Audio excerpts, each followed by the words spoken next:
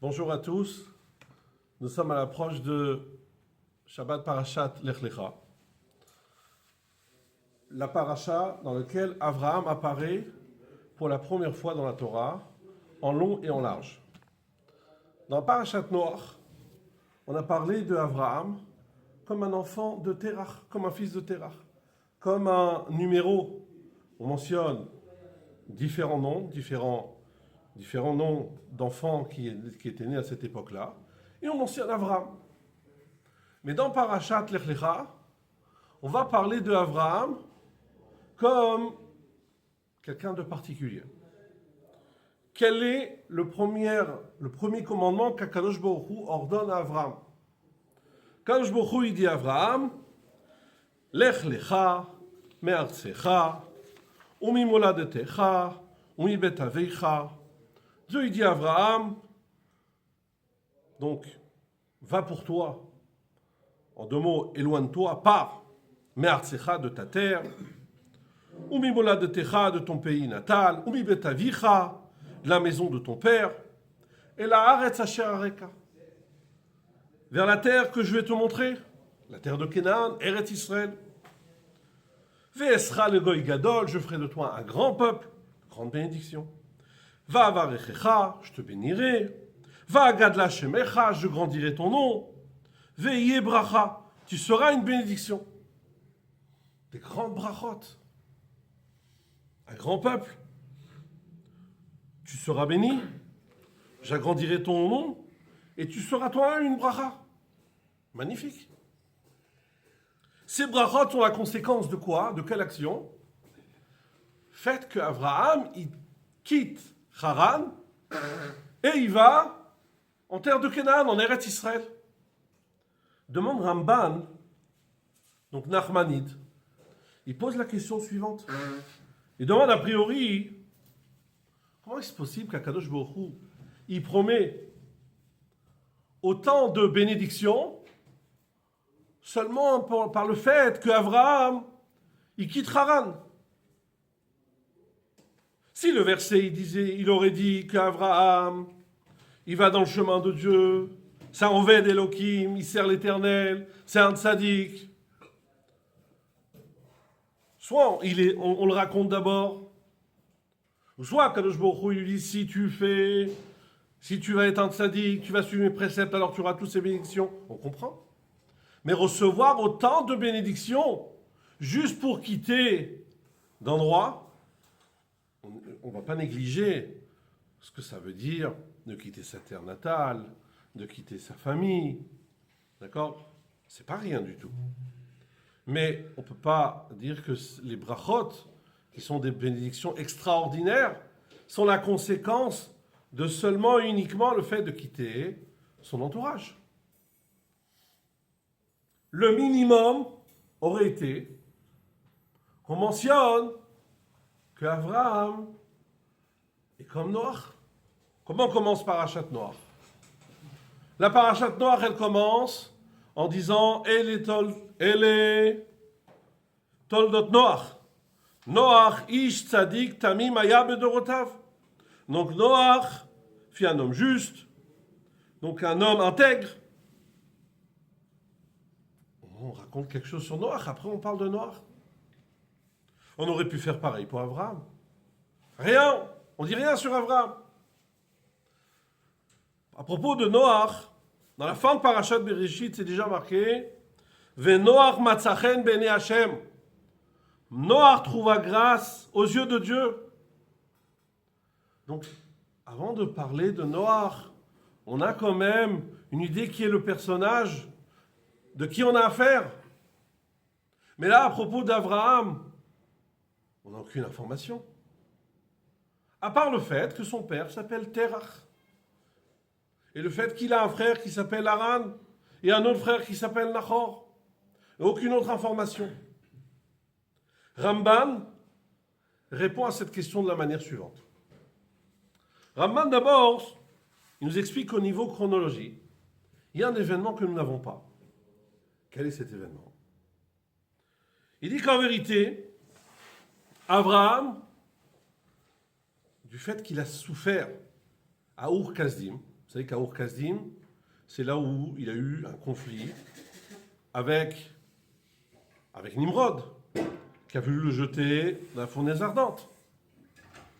Donc il a été jeté dans la fournaise ardente. Il est sorti indemne. Son frère en est mort. Haran en est mort. Donc comme il a subi du conflit, alors il avait un projet.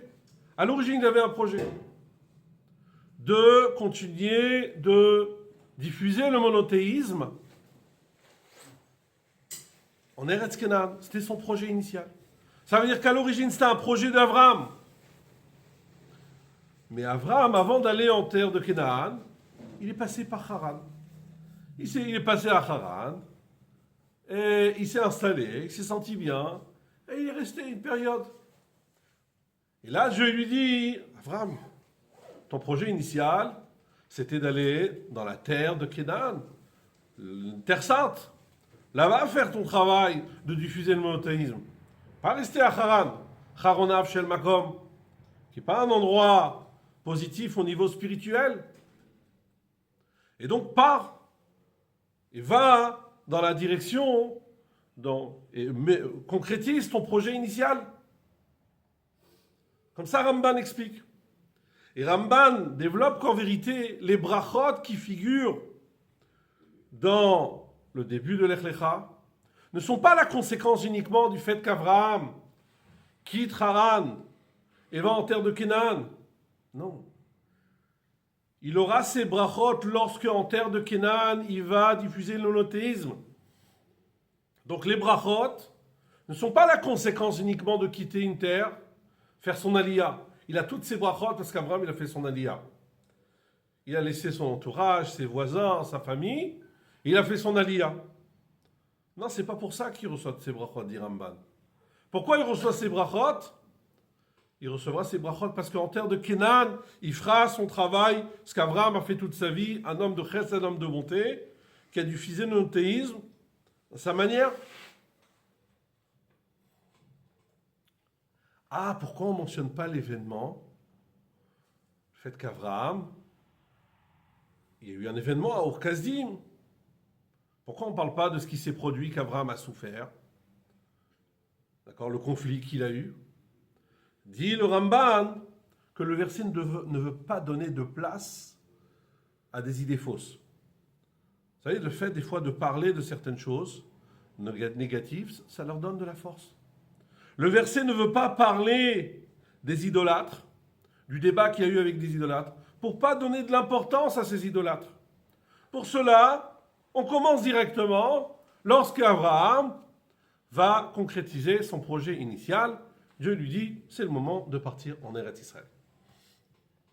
Donc on comprend pourquoi les brachot en question ne sont pas le résultat seulement de quitter Haran pour aller en Eretz Israël, mais en vérité, sont des brachot qui sont liés avec le travail qu'Abraham va faire à Haran. Mais, dit le Rabbi, il y a une question. Malgré tout, il nous manque quelque chose. Le verset aurait dû au moins décrire Abraham avant de commencer la paracha de l'Ech Lecha comme étant un tzaddik, un tamim, un homme juste, un homme intègre, un serviteur de Dieu, comme le verset l'a fait pour Noach. Et on sait qu'Abraham est un plus grand tzaddik que Noach. Le minimum, c'est de faire à Abraham ce qu'on a fait dans la paracha précédente à propos de Noach. Pourquoi ça n'a pas été fait? Et on sait bien que Abraham, il a eu un long cursus. Là, dans Parashat l'Ech Lecha, Abraham, il a 75 ans. Mais Abraham, il n'a pas reconnu Dieu à 75 ans. Abraham, on mentionne déjà qu'Abraham a reconnu le Créateur, son Créateur à l'âge de 3 ans. Ben Shalosh, Ikir Abraham et Boro. Abraham, entre-temps, on parle de lui déjà comme quelqu'un qui a diffusé le monothéisme. On aurait dû peut-être mentionner que Abraham a été prêt à donner sa vie pour Dieu. Pourquoi occulter cet événement? C'est quand même un événement important. Un exemple de quelqu'un qui est prêt à donner sa vie pour Akadosh Baruch Hu. Comment ça se fait qu'on ne mentionne pas un tel événement? Comment se fait-il qu'on parle d'Abraham avant Parashat Lech Lecha seulement comme un fils, un membre de la famille de Terach? Et de plus, il y a une autre question sur l'explication de Ramban. C'est que Ramban veut dire que la récompense, elle n'est pas due au fait qu'il quitte la terre. Mais si on regarde les mots du Passouk, dans le Passouk, c'est marqué Lech Lecha, donc quitte, et ensuite, Ve'esra le Goy Gadol. Donc du verset, on comprend que la bracha, les brachot qui sont mentionnés, sont oui dus à l'aliyah de Avraham, et non pas du travail qu'il va faire là-bas. Donc a priori, les brachot d'Avraham sont dus à cette aliyah, et non pas au travail d'Avraham qu'il fera en Eretz Israël. Donc revient à la question du Ramban. Pourquoi autant de brachot juste pour une aliyah, sans diminuer la grandeur de l'aliyah d'Avraham? La réponse à cette question, dit le Rabbi, est la suivante. On a deux Avraham. On a Avraham avant 75 ans et on a Avraham à partir de 75 ans. Avraham avant 75 ans, c'est un fils de Noach. C'est un juste des nations. C'est quelqu'un qui a reconnu le Créateur, qui est un croyant, qui est un autodidacte, qui a reconnu son Créateur tout seul. Il n'a pas grandi dans un environnement croyant. Il a décidé d'aller dans ce chemin, de diffuser ce chemin et de propager ce message-là par de la bonté. Avraham est même prêt à donner sa vie pour son combat, comme il a fait à Orkazim. Mais Avraham reste un fils de Noach, un juste des nations. Sa relation avec Dieu, elle dépend de ses efforts. Les efforts d'un être humain qui fait des efforts pour s'attacher à Dieu. Mais de même qu'un être humain est limité, ses efforts aussi sont limités. Donc son attachement vers Dieu est également limité. Par contre, dans Parashat Lech Lecha, on parle d'un autre Avraham. C'est un nouveau Avraham. C'est Avraham le premier juif. Echad haya Avraham, Avraham est unique. On est dans notre paracha, Kadosh Baruch Hu, il prend Avraham et il élève. Comme on dit dans la Haggadah, Ve'arshav kirvanu amakom lavodato. Kadosh Baruch Hu, il nous a pris et il nous a rapprochés vers lui. Ça veut dire que dans Parashat Lech Lecha, Avraham est une nouvelle identité. C'est un nouvel homme. Et c'est la raison pour laquelle on met de côté sa première vie, qui était certes une très belle vie, qui est mentionnée dans les Midrashim, mais on met en avant, dans la Torah, Avraham en tant que premier juif, en tant que le patriarche, le premier patriarche de la nation juive. Alors d'abord, qu'est-ce qui fait la différence? Qu'est-ce qui s'est passé chez Avraham? Alors, on sait bien sûr que en tant que Yehudi, une personne qui a ce statut de Yehudi, il a une particularité. Il a une âme divine. Son âme est divine. Il a Chelek Eloka Bimal Mamash. Cette âme divine, elle n'est pas seulement pure en haut dans le ciel, elle est pure même lorsqu'elle descend en bas. Pas seulement que son âme, elle est pure, son corps aussi, il est pur. Le corps d'Avraham, il est aussi Kadosh.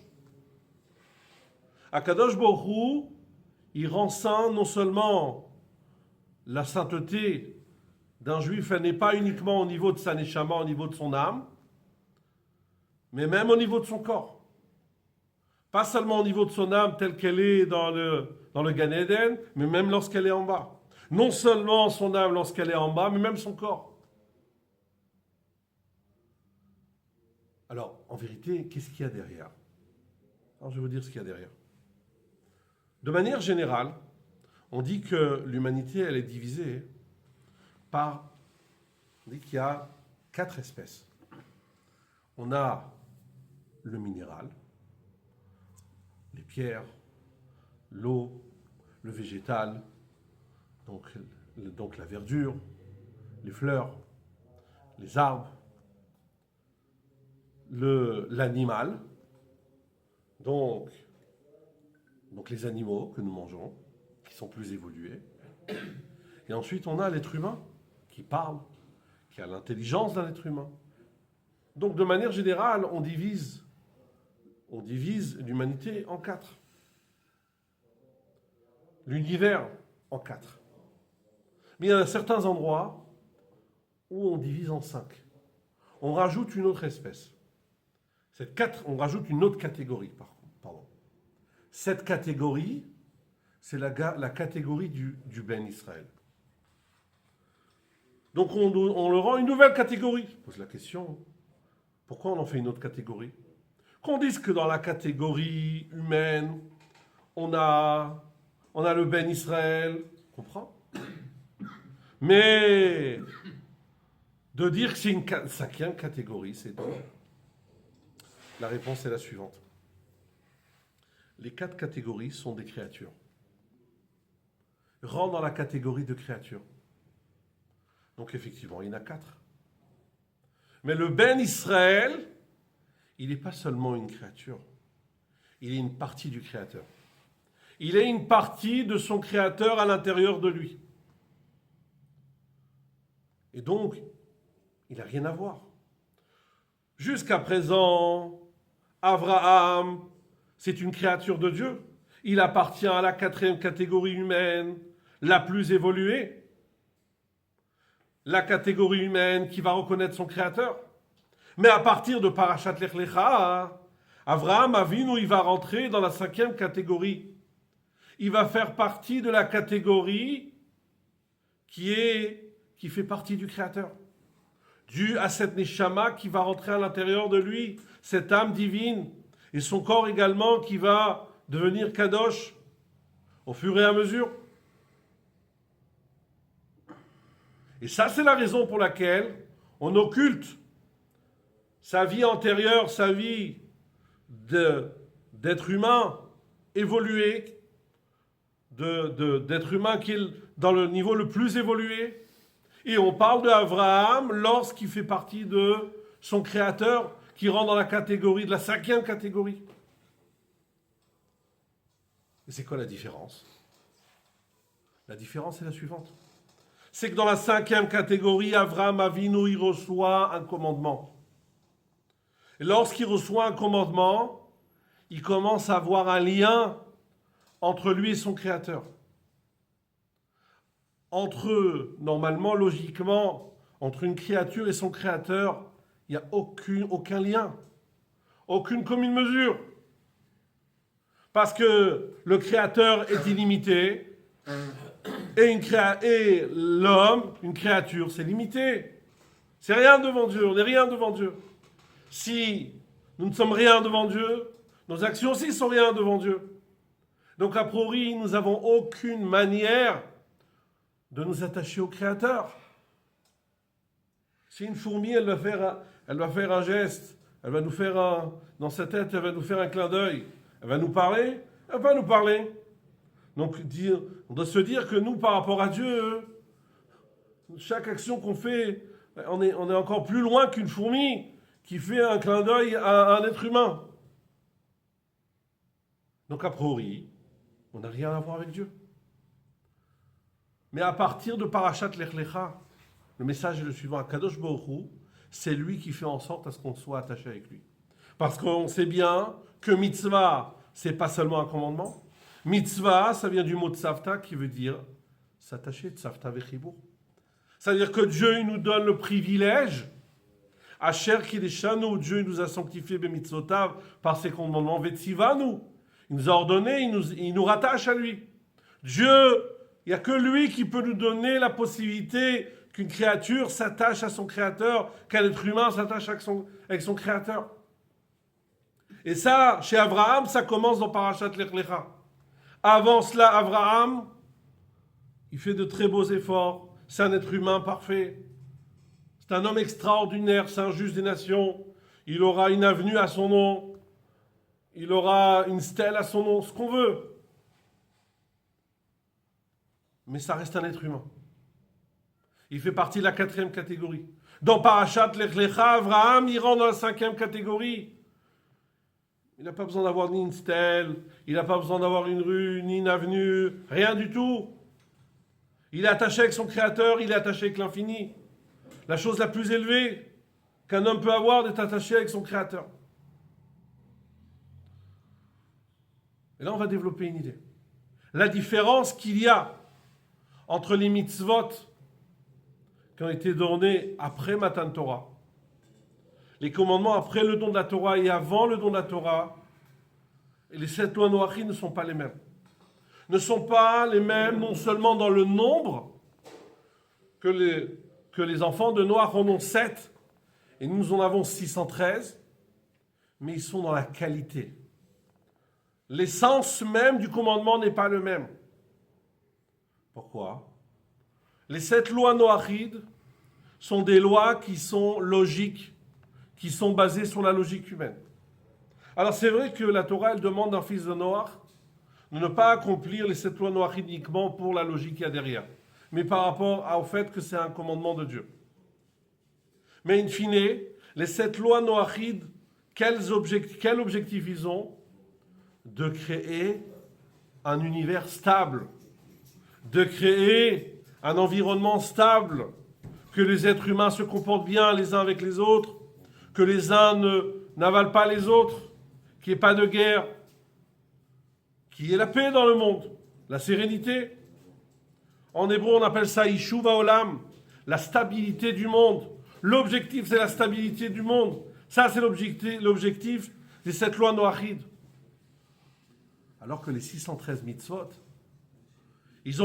bien sûr qu'ils ont l'objectif, bien sûr qu'il y a à l'intérieur la stabilité du monde, la sérénité, le shalom entre les êtres humains. Mais il y a plus que ça.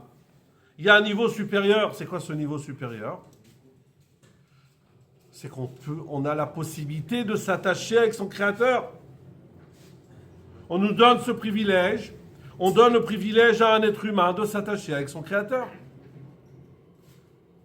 Et ça, c'est la différence entre Abraham, avant Parashat Lech Lecha, avant 75 ans et après 75 ans. Donc, quel enseignement on peut tirer de là? L'enseignement qu'on peut tirer de là est le suivant. C'est qu'on pourrait croire que le lien qu'on a avec Dieu est un lien comme il peut avoir entre 2 êtres humains. Donc 2 êtres humains, ils vont faire un lien. Quand le lien va se créer? Par une certaine complicité, par des points communs, par le partage de certaines choses, que ce soit intellectuel, que ce soit émotionnel. D'accord? C'est ça qui fait que 2 personnes s'attachent et deviennent amis, se rencontrent. Donc c'est par le fait de se connaître. On aurait pu croire que la relation qu'il y a entre un juif et son créateur est du fait qu'un juif, il va apprendre la Torah, il va étudier son créateur, il va apprendre les commandements, il va prendre conscience de l'importance, il va commencer à pratiquer.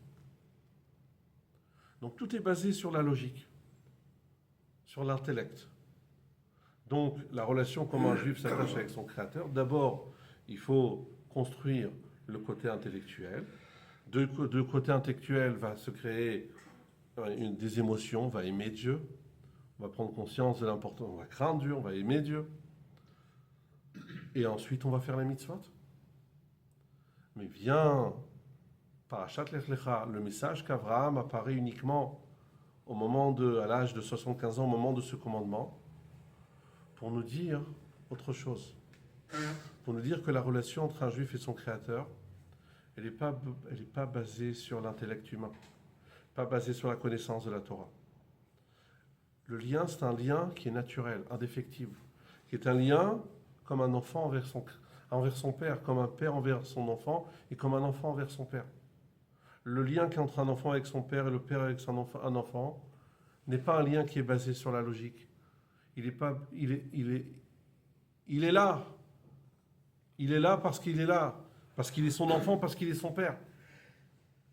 Pareil, notre relation avec Akadosh Baruch Hu. Et donc, lorsqu'on va aborder un tel juif, on n'a pas besoin d'abord de l'amener à une conférence, de l'amener à des cours. C'est bien, il faut l'emmener à des cours. Mais ce n'est pas une condition sine qua non pour commencer à faire en sorte à ce qu'il va commencer à pratiquer. Il va commencer par faire une mitzvah. Il va mettre les tefillin, il va mettre une mezouza, il va manger kasher. Il va commencer, sa neshama va se connecter à Dieu. Pas seulement dans son identité, mais dans son comportement. Et là, son âme, elle va s'allumer, son corps, il va s'allumer. Et il va s'unir avec Akadosh Baruch Hu.